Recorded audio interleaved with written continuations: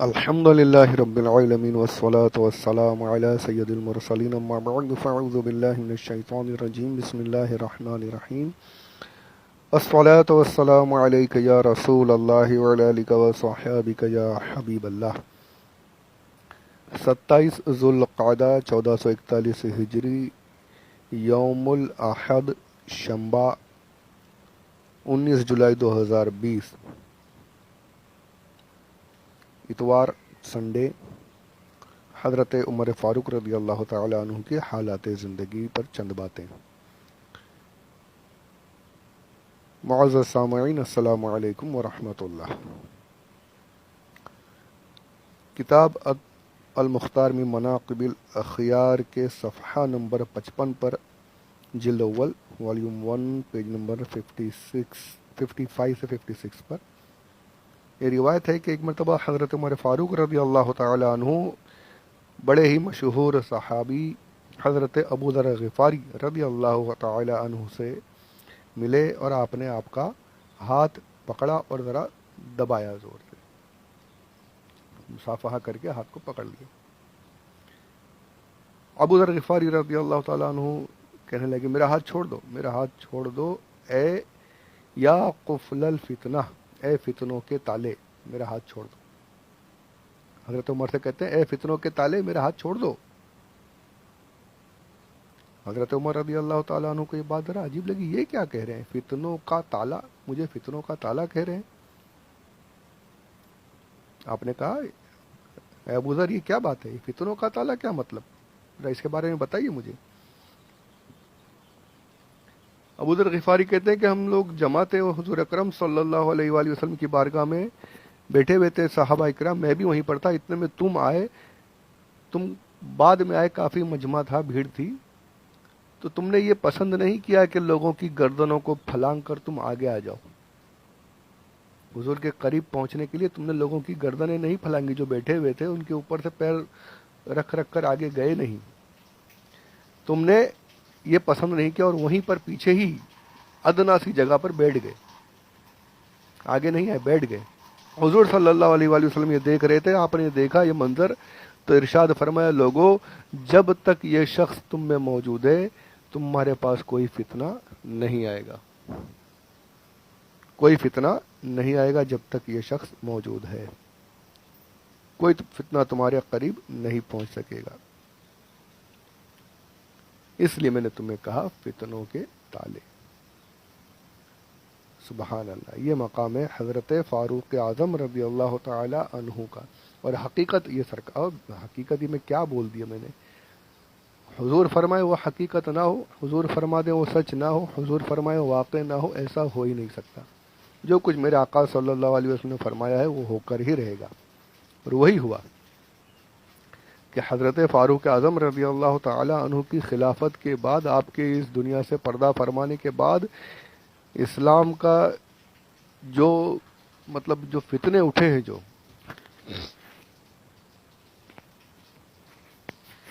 طرح طرح کے ایسے ایسے فتنے اٹھے کہ پھر اس کے بعد حضرت عثمان غنی رضی اللہ تعالیٰ عنہ کی شہادت کے بعد جو اسلام بکھرنا شروع ہوا ہے، جو فرقہ بندی اور جو کچھ بھی ہوا، وہ تاریخی واقعات اتنے ڈیٹیل میں تو میں جا نہیں سکتا، یعنی فتنے جو حضرت عمر فاروق رضی اللہ تعالیٰ عنہ کے وصال کے بعد فتنوں نے سر اٹھانا شروع کیا، اور آج تک فتنے لگاتار جاری ہیں۔ یعنی حضرت عمر رضی اللہ تعالیٰ عنہ رہے تو ایسا نہیں کہ فتنے نہیں تھے، اس وقت بھی ہو رہے تھے، لیکن آپ کی ہیبت، آپ کا جلال، آپ کا وقار ایسا تھا کہ اگر کوئی کچھ غلط بات کرنے کی سوچتا بھی تو وہ آپ سے ڈر کے مارے وہ منہ نہیں کھول سکتا تھا۔ میں یہ نہیں کہہ رہا دوسرے صحابہ سے ڈرتے نہیں تھے، لیکن یہ آپ کا وقار اتنا بلند تھا کہ شیطان کی بھی ہمت نہیں ہوتی تھی، جیسے حدیث پاک میں نے کل عرض کی کہ جس طرف سے عمر نکل جائے شیطان دوسرا راستہ پکڑ لیتا تھا، اس گلی سے گزرتا نہیں، تو یہ حقیقت تھی، واقعی ایسا ہوتا تھا۔ اتنا بڑا وقار، اس کے باوجود حال کیا ہے، اس کے باوجود عاجزی کا اور تواضع کا عالم کیا ہے، وہ سماعت فرمائیں۔ حلیت الاولیاء، جس کا اردو ترجمہ اللہ والوں کی باتیں، اس کی جلد اول کے صفحہ نمبر 125 پر، یعنی آگے سے ہی شروع ہے، 123 سے یہ روایت ہے، 124 سے 125 پر یہ روایت ہے کہ آپ فرماتے ہیں حضرت عمر فاروق اعظم رضی اللہ تعالیٰ عنہ کہ اگر آسمان سے یہ ندا ہو، کوئی پکارے کہ اے لوگو تم سب کے سب جنت میں جاؤ گے سوائے ایک شخص کے، وہ جنت میں نہیں جائے گا، وہ جہنم میں جائے گا، اے لوگو تم سب جنت میں چلے جاؤ سوائے ایک شخص کے، وہ جہنم میں جائے گا اور سب جنت میں چلے جاؤ، تو کہتے ہیں مجھے اس بات کا خوف ہے کہ کہیں وہ شخص میں تو نہیں ہو جاؤں گا۔ اللہ اکبر، اللہ اکبر، یہ عشرہ مبشرہ میں سے، ہاں، قطعی جنتی، حضور نے جنتی کی بشارت دے چکی ہیں، لیکن اس کے باوجود یہ حال، کہتے ہیں کہ اگر وہ منادی یہ ندا کرے کہ لوگوں تم سب جہنم میں جاؤ گے صرف ایک شخص جنت میں جائے گا، تو میں امید کرتا ہوں کہ شاید وہ شخص میں ہو جاؤں، یعنی اتنی اللہ سے ایسا خوف اور ایسی امید۔ یہ کون؟ حضرت فاروق اعظم رضی اللہ تعالی عنہ، خلیفہ دوم، حضور کے اتنے بڑے صحابی، اللہ عز و جل ان کی موافقت قرآن میں فرما رہا ہے، ان کا یہ حال ہے۔ اسی کتاب میں پچھلے صفحے پر روایت ہے کہ فرماتے ہیں کہ رونے سے، اللہ کے خوف سے رو رو کر آپ کی آنکھوں کے نیچے گال پر سیاہ لکیریں بن گئی تھیں، اتنا روتے تھے۔ قرآن پاک کی آیت، کوئی آیت خوف کی آیت آپ پڑھنا شروع کر دے تو اتنا روتے کہ زمین پر تشریف لے آتے، اگر نماز میں پڑھ رہے ہوتے تو بیٹھ جاتے، گر جاتے، گھر سے باہر نکلنا مشکل ہو جاتا، اتنا روتے، کمزوری آ جاتی، لوگ آپ کی تیمارداری کے لیے گھر میں آنا شروع کر دیتے، یہ حال تھا، ایسا خوف۔ ابھی ان کی جو خلافت کے واقعات جب میں پڑھوں گا تو لرز گیا میں، تو واقعی ایسا دل پر اثر ہو جاتا ہے کہ، اور ہمارا حال دیکھیں کہ یہ فاروق اعظم رضی اللہ تعالیٰ عنہ کا یہ حال ہے کہ یوں کہہ رہے ہیں کہ اگر یہ کہا جائے کہ سب جنت میں چلے جاؤ صرف ایک نہیں، تو مجھے ڈر ہو کہ کہیں وہ میں نہ ہو جاؤ، اور ہم اتنے بے خوف جی رہے ہیں۔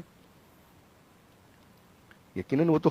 جنتی ہیں، ان کے جنتی ہونے میں شک کرنا ہے یہ تو اپنے آپ کو جہنمی بنانے کے برابر ہے، لیکن اس کے باوجود خوف و رجا، یعنی امید بھی ہے اور خوف بھی ہے کہ کہیں میں جہنمی نہ ہو جاؤں، اور کہیں امید بھی کہ شاید وہ جنتی میں ہی ہو جاؤں۔ یہ سبق دے رہے ہیں امت کو کہ اس طریقے سے زندگی گزارنی ہے، اپنے آپ پر فخر نہیں کرنا ہے، اپنے اعمال پر فخر نہیں کرنا ہے، اپنے آپ کو کچھ بھی نہیں سمجھنا ہے۔ ہم، یعنی میرا یہ حال ہے کہ ہم اتنے اونچے مقام پر ہونے کے باوجود اللہ کا خوف ایسا دل میں قائم ہے، قرآن پڑھ رہے ہیں تو رو رہے ہیں۔ آج ہمارا حال، اے میرے پیارے محبوب، اے میرے آقا کے امتیوں، صرف ہمارا نام لینا، صرف ہمارے نعرے لگانا یہی تمہارے لیے کافی نہیں ہے، یہ ہمیں درس ہے۔ آج ہمارا حال دیکھیے، قرآن پاک تو ایسے پڑھا جاتا ہے کہ پڑھتے تو ہیں لیکن قرآن کہتا کیا ہے، قرآن سے ہم پڑھ کیا رہے ہیں، کتنے، یعنی ایسا حال ہے کہ قرآن پڑھ رہے ہیں، قرآن ان پر لعنت کر رہا ہے کہ نہیں؟ قرآن پڑھتے ہیں، قرآن ان پر لعنت کرتا ہے۔ ایک بزرگ کا قول ہے، کہتے ہیں کہ کتنے پڑھنے والے ایسے ہیں جو قرآن پڑھ رہے ہیں، قرآن ہی ان پر لعنت کرتا ہے۔ وہ پڑھتے ہیں لعنت اللہ علی الکاذبین، جھوٹوں پر اللہ کی لعنت ہے، اور خود جھوٹ بولتے رہتے ہیں، یعنی ہم خود قرآن پڑھ رہے ہیں، قرآن ہم پر لعنت کر رہا ہے۔ کتنی باتیں ایسی ہیں، کاش ہم قرآن کو سمجھنے والے بن جائیں، صحیح معنوں میں قرآن شریف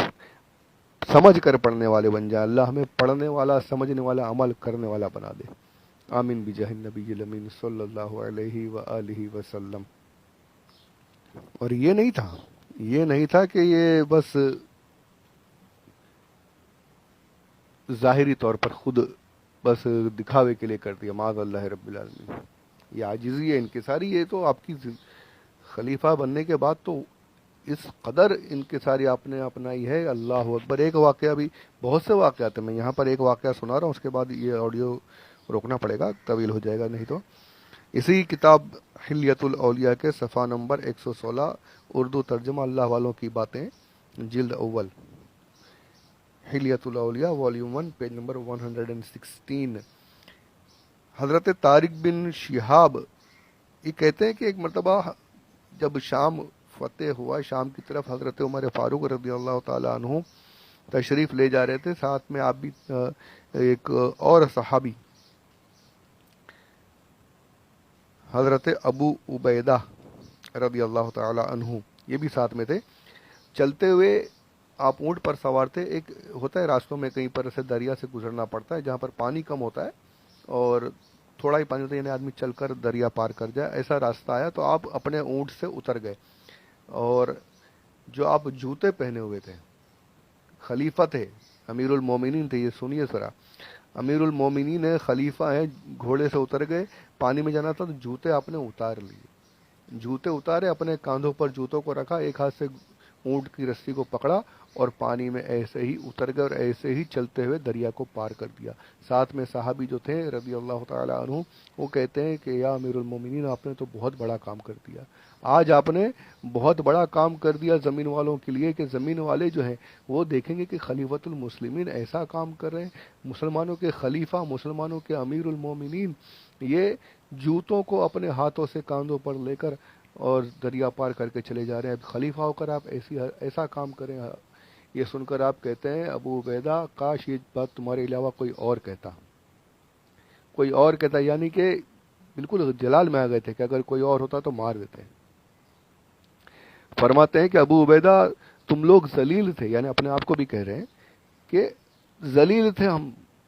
تم لوگ ذلیل تھے، اللہ نے اپنے حبیب صلی اللہ علیہ وسلم کے صدقے میں تمہیں عزت عطا فرمائی، تم دین کے کام میں لگ گئے، تم اللہ کی راہ میں نکل پڑے، تم نے جہاد کیا، تم نے اللہ کے کلمے کو پڑھا، دین کو بلند کیا، اس کے صدقے میں ہمیں عزت ملی، شہرت ملی، ہم عزت والے بن گئے۔ ہم کیا تھے؟ ذلیل تھے، تم ذلیل تھے، اللہ نے تمہیں اپنے حبیب کے صدقے میں عزت عطا فرمائی، تو یہ جان لو کہ تم اللہ کو چھوڑ کر کہیں اور عزت تلاش کرو گے تو سوائے ذلت کے اور کچھ نہیں ملے گا۔ یہ امیر المومنین کہہ رہے ہیں کہ خلیفۃ المسلمین ہیں، ہاتھ میں جوتے لے کر چل پڑے، اتر گئے، یہ نہیں کہ میں خلیفہ ہوں اور لوگ مجھے دیکھیں گے تو کیا کہیں گے کہ جوتے ہاتھ میں لے کر اتر گئے ہیں، کچھ نہیں، عاجزی انکساری، اور عزت کہاں تلاش کر رہے ہیں؟ اللہ کے پاس، عزت وہیں سے ملے گی۔ اور ایسی عزت، وہ حال کے روم جو سپر پاور تھا وہ آپ کے نام سے لرزتے تھے وہاں کے لوگ، جتنی فتوحات آپ کے دور خلافت میں ہوئی، اور حضرت ابوبکر صدیق رضی اللہ تعالیٰ عنہ کے واقعات تو بہت مختصر ہیں خلافت کے، کیوں؟ کیونکہ صرف 2 سال 3 ماہ آپ تو عشق رسول صلی اللہ علیہ وآلہ وسلم میں فنا، اور یہ نہیں کہ خلافت آپ نے صحیح طریقے سے نبھائی، نماز اللہ رب العالمین، آپ نے جو فتنہ بند کیا، فتنہ ارتداد جو میں نے بتایا، وہ تو ایسا کام تھا کہ اگر وہ کام نہیں ہوتا تو اسلام ہی ختم ہو جاتا، میں نے روایتیں پیش کی ہیں اس بارے میں، لیکن آپ کا جو وقت رہا 2 سال 3 ماہ، حضرت عمر فاروق رضی اللہ تعالیٰ عنہ کا وقت جو ہے یہ خلافت کا زیادہ تھا، اور اسی وجہ سے، اور صرف وقت ہی زیادہ نہیں، اس میں اسلام کی جو فتوحات کا سلسلہ بہت زیادہ، بہت طویل ہے، کہاں سے کہاں تک اسلام پہنچا ہے آپ کے دور خلافت میں۔ روم کو آپ نے فتح کیا، ایران، کیسر و کسرا کے محلات آپ نے فتح کیا، الحمدللہ رب العالمین۔ روم کو، یعنی آج جس طریقے سے میں کئی بار کہہ چکا، جیسے آج امریکہ ہے، اس ٹائم پہ روم تھا، اس کو مٹانے والا، اس کی شوکت کو ختم کرنے والا، ان کی جو اکڑ تھی اس اکڑ کو ختم کرنے والا کوئی ہے تو حضرت عمر فاروق رضی اللہ تعالیٰ عنہ ہے۔ آپ کے دور میں روم فتح ہوا، بیٹھنا پڑا، اسے گھٹنوں پر جھکنا پڑا، رومیوں کو فتح کیا گیا، وہ لرزتے تھے آپ کے، اور وہ عزت کیوں؟ کیونکہ عزت آپ تلاش کرتے تھے اللہ عز و جل کی بارگاہ کی۔ جو عزت ہے یہاں دنیا کے دکھاوے کی تو بات ہی نہیں، واقعات آپ سنیں گے، پوری زندگی خلیفہ رہے اور کبھی کوئی قیمتی کپڑا نہیں پہنا آپ نے۔ یہ آج کے منسٹر اگر ان کو سنا دیں، شرم سے ڈوب کے مر جائیں مسلمان جو آج یہ ایم ایل اے وغیرہ ہیں، اگر ان کے دل میں ایمان ہے تو اپنے آپ کو پھانسی لگا لیں کہ کیا زندگی گزار رہے ہیں یہ لوگ، اور ہمارے اسلاف نے کیا زندگی گزاری ہے۔ انشاءاللہ آگے واقعات پیش کروں گا، ابھی شروع کروں گا تو کچھ اور ہی ہو جائے گا، بہت طویل ہو جائے گا۔ میں نے کچھ باتیں عرض کر دیں، آگے بھی انشاءاللہ عرض کروں گا۔ اللہ ہمیں یاد رکھنے کی، عمل کرنے کی توفیق عطا فرمائے۔ عمل کیا